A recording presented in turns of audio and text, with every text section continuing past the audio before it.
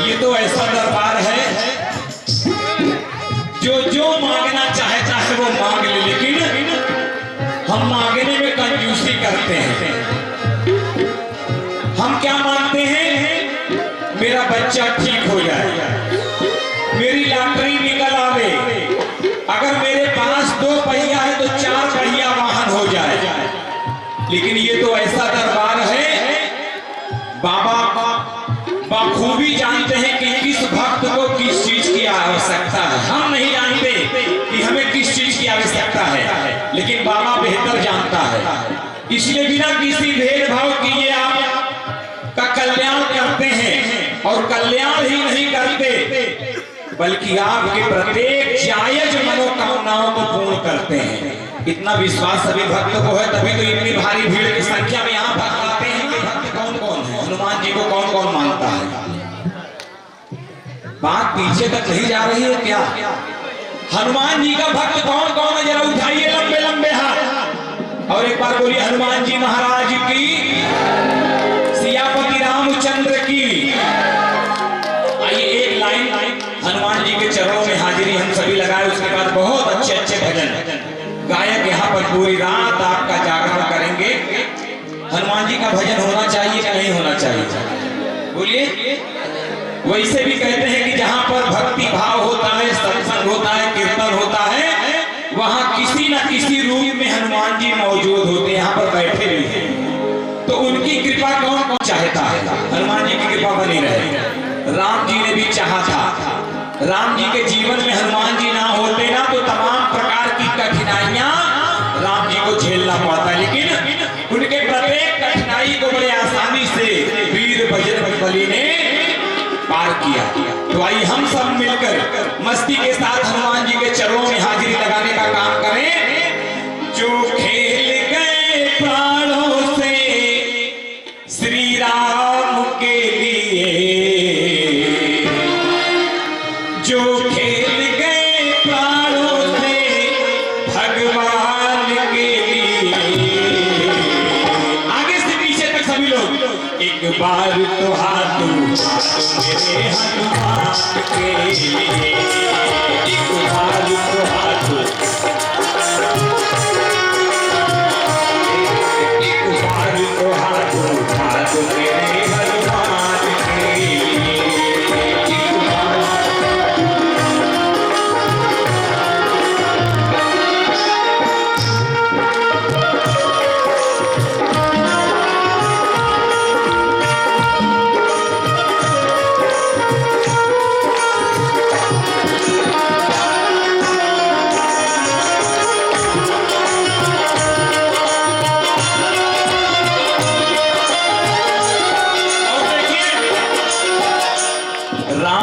दुनिया का विपदा दूर करते हैं, लेकिन जब राम जी के विपदा आई तो भक्त हनुमान ने कैसे उनके विपदा को दूर किया। सागर को लांघ के इसने सीता का पता लगाया, राम नाम का डंका लंका में बजा कर आया।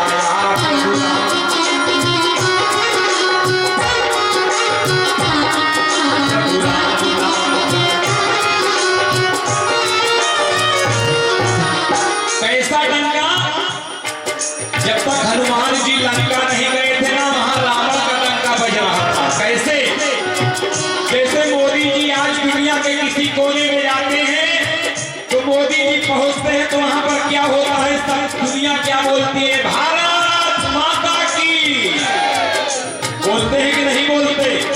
इसी प्रकार हनुमान जी लंका में जाते हैं तो वहां पर राम नाम के डंका को बजाने का काम करते हैं। कैसे?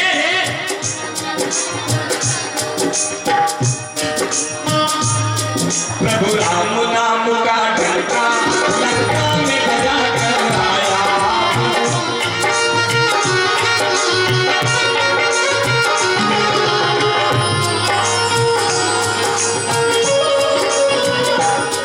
माता अंजलि की ऐसी, माता अंजलि की ऐसी संसार के लिए, एक बार तो हाथ उठा तो मेरे हनुमान के लिए, एक बार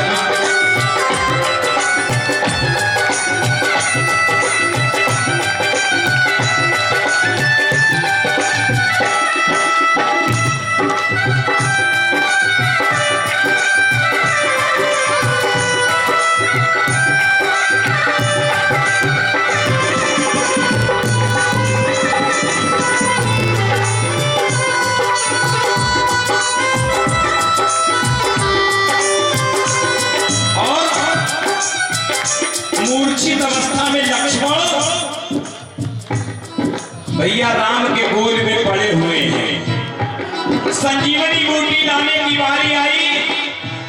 राम जी बड़े आस भरी निगाह से सबकी तरफ देख रहे थे, लेकिन सबका सर नीचे था।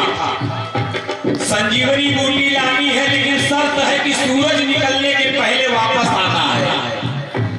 हनुमान जी एक किनारे खड़े होकर अपने प्रभु के आज्ञा का इंतजार कर रहे थे। प्रभु कम से कम हमसे कहे तो सही।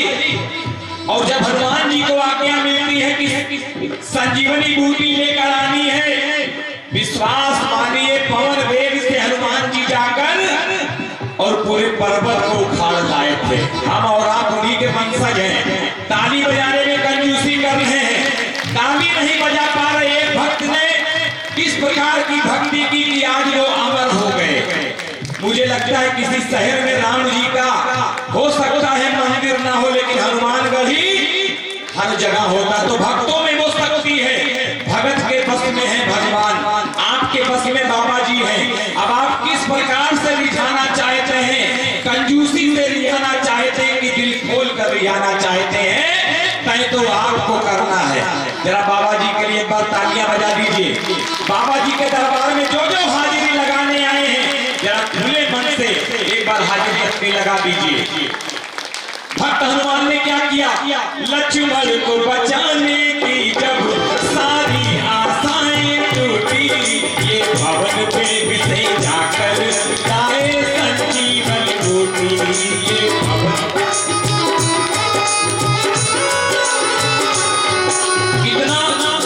इतना कहानी तो सबको पता है कि हनुमान जी संजीवनी बूटी लाए हैं। लाए थे कि नहीं लाए थे? किसको किसको नहीं पता, जरा हाथ उठाइए। 1 2 3 4 5 17 18 19। जरा इन 20 लोगों के लिए सभी लोग तालियां बजा दीजिए। ये आज जान पाए कि हनुमान जी ने संजीवनी बूटी लाकर भैया लक्ष्मण को बचाया था। आज ना आए होते तो आज तक भी ये ना जानते, है ना? लक्ष्मण को बचाने की जब सारी आशाएं टूटी, ये भवन पे से जाकर लाए संजीवन बूटी।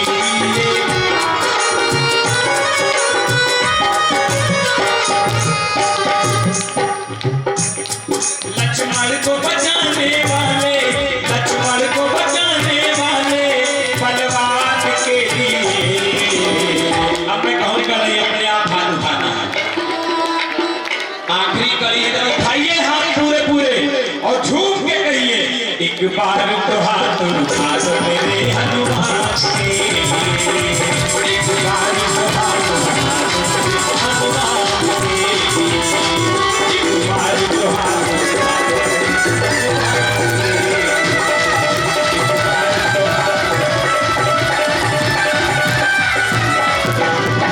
हनुमान जी महाराज की।